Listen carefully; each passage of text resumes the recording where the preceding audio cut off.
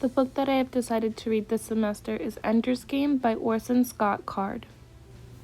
This book is about Andrew Wiggins, who is the third child in a family of child geniuses. The population on Earth has grown so much that families are actually restricted from having more than 2 children, but due to an alien invasion, Ender was able to be conceived in the hope of creating a military commander that will be able to defeat the buggers if they would ever come back to Earth again. Ender passes a test on Earth and is then taken into space to a place called Battle School.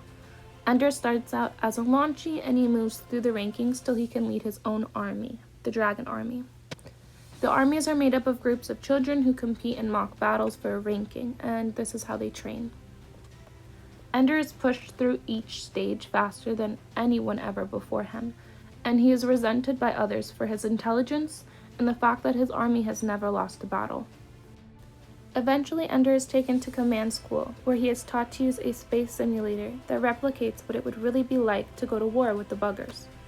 Many of the people that Ender had learned and grown up with ended up working under him while running the simulation. Ender and his team are pushed harder and harder with the more games that they win. When Ender is told that he will have to play one last simulation before he could be officially promoted as a true army commander, he and his team end up winning against the computer enemy after a very long, hard battle that ended in the destruction of the planet that the enemy resided on. At the end of the game, the people around him cheered and kept telling him that he won.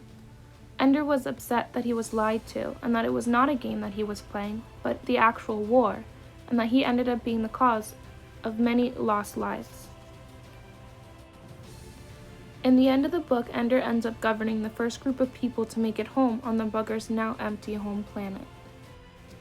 The buggers were able to communicate telepathically, and in the end, Ender finds and saves the last pupa queen from the buggers from dreams that he had previously had. He is determined to right his wrongs and make it so that they are able to save their species, so he goes off to find a home planet for them. I designed the cup to look very similar to the actual Starbucks cup. The logo includes the book title and the author, as well as the insignia in the middle, which is the dragon logo for the army that Ender commanded. On both sides of the logo there are rats. The rats are very important in this book. They were the character that he personified himself as in his dreams throughout the book, as well as the first army that he was promoted into was the Rat Army.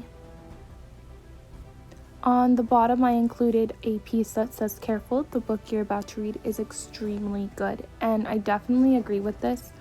I read it both as an audiobook and then again as the printed version, and then there was also a movie that goes with it, although it's not as good as both of the books were. I do enjoy listening to audiobooks because I listen to them in the car and as I do chores around the house. I would recommend this book. The only thing is it would have to be high school or college because it does require a mature audience due to the graphics, violence, and strong language used throughout the book. "The enemy's gate is down" is a quote by Ender, and he uses it in the battle room to help orientate himself, so he has a constant frame of reference about which direction he's going in. And no gravity up and down is the direction that you choose, so this is helpful. It's also used throughout the book to motivate the characters. It is used as a reminder to not accept defeat and that they need to try to find new ideas in the battle room and to not conform to what everybody else is doing.